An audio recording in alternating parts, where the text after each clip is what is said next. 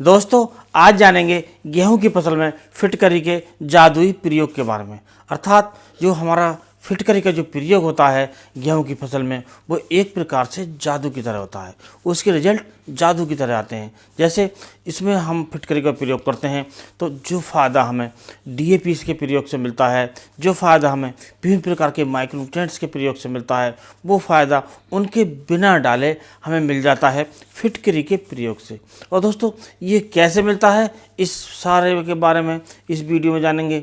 और जानेंगे इसका प्रयोग किस प्रकार करना चाहिए, कितनी मात्रा में करना चाहिए और क्या क्या सावधानी हमें इसमें बरतनी चाहिए। तो दोस्तों, शुरू करने से पहले आपसे अनुरोध है, यदि आप चैनल पर नए हैं तो चैनल को अभी सब्सक्राइब कर लें, वीडियो को लाइक कर दूसरे किसान दोस्तों में शेयर करें। तो दोस्तों, जब हम देखते हैं कि हमारी गेहूं की फसल किसी प्रकार से कमज़ोर दिखाई देती है या उसमें पीलापन है, तो हम उसमें फिटकरी का प्रयोग कर सकते हैं।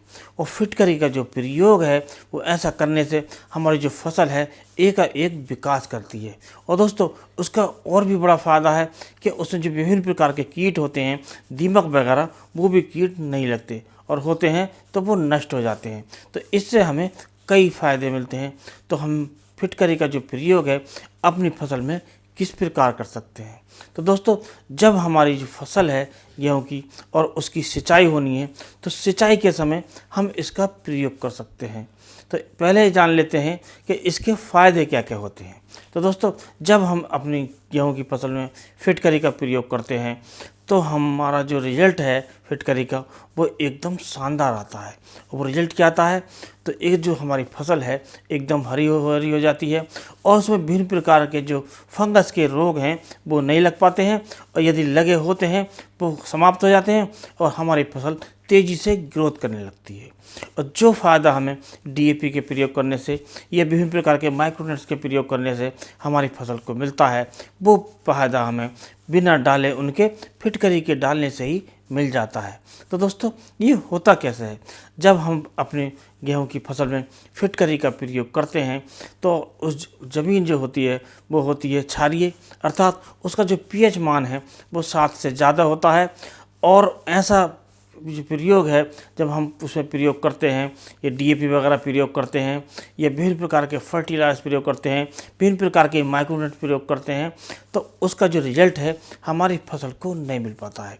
क्योंकि जो ज़मीन क्षारीय होती है तो हमारे पौधे उसे नहीं ले पाते हैं। लेकिन हम जब इसमें फिटकरी का प्रयोग कर लेते हैं तो हमारी जो ज़मीन है वो क्षारीयता उसकी दूर हो जाती है, और कुल मिलाकर जो हमारे पौधों की जड़ें हैं वो उन फर्टिलाइजर्स जो विभिन्न प्रकार के पड़े रहते हैं उन्हें लेना शुरू कर देती हैं। क्योंकि जो खाद हम प्रयोग करते हैं, जैसे डीएपी का प्रयोग करते हैं, तो उसका जो प्रयोग है हमारे पौधे केवल 25% के आसपास ही ले पाते हैं।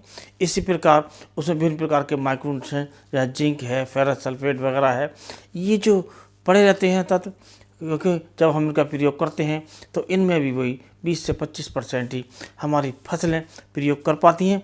बाकी का ज़मीन में फिक्स होता है, और जो फिक्स हो जाता है उसे हमारे पौधे नहीं ले पाते। यदि हम इसमें फिटकरी का प्रयोग कर दें तो वो हमारे पौधे इसे लेना शुरू कर देते हैं, क्योंकि उस ज़मीन हमारी क्षारीय से एक तरह से सामान्य हो जाती है।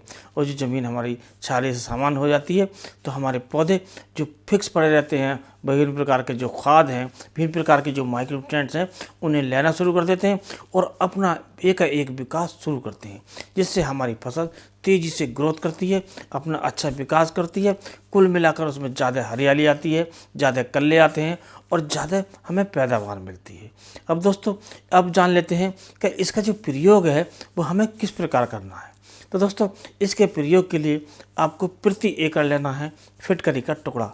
फिटकरी कई टुकड़ों में हो सकती है और उसकी जो मात्रा है हमें 2 किलो प्रति एकड़ के हिसाब से लेना है, और उसे किसी कपड़े की सहायता से हमें इस प्रकार पोटली में बांध लेना चाहिए।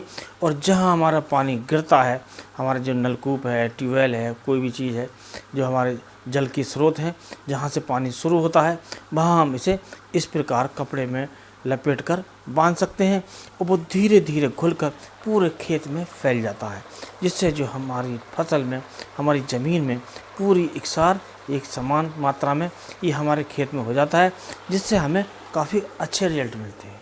अब दोस्तों बात कर लेते हैं कि इसमें हमें जो सावधानियां हैं वो क्या रखनी चाहिए।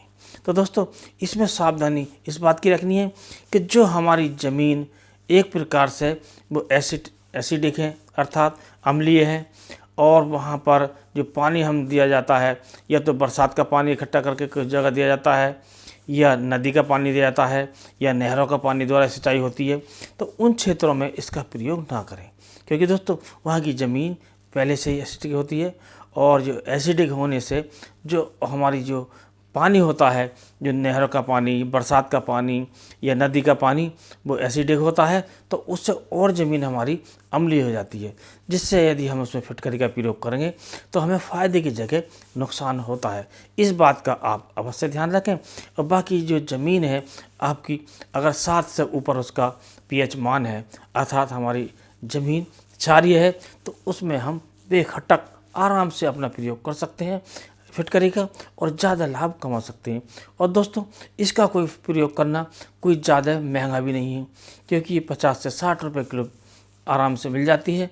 और यदि हमारी ज़मीन है, अगर हमारी ज़मीन 7 से थोड़ा कम जैसे 5 है, 6 है, तो उसमें हम 1 किलोग्राम प्रति एकड़ की मात्रा में प्रयोग करें। यदि हमारी ज़मीन का पीएच मान 7 से ज़्यादा है, 7.5 है, 8 है, तो उसमें हम 2 किलोग्राम प्रति एकड़ के हिसाब से हम प्रयोग करते हैं। और इस बात का विशेष ध्यान रखें जो हमने बताया कि जो ज़मीन हमारी अम्लीय है अर्थात जिनका जो पीएच मान है वो 5 से नीचे है, तो उस स्थिति में हमें किसी भी स्थिति में इसका प्रयोग नहीं करना चाहिए। तो हम इस प्रकार हम फिटकरी का प्रयोग करके अपनी ज़मीन से ज़्यादा उपज ले सकते हैं, और गेहूं में इसका प्रयोग करके हम अपने गेहूं से कम लागत में ज़्यादा उपज ले सकते हैं। और इसके साथ साथ इसमें जो फंगस की बीमारी नहीं आती है, तो उससे जो क्वालिटी है वो भी शानदार ले सकते हैं। तो दोस्तों आज के वीडियो इतना ही। अगले वीडियो में नए टॉपिक के साथ फिर मिलते हैं। तब तक के लिए नमस्कार।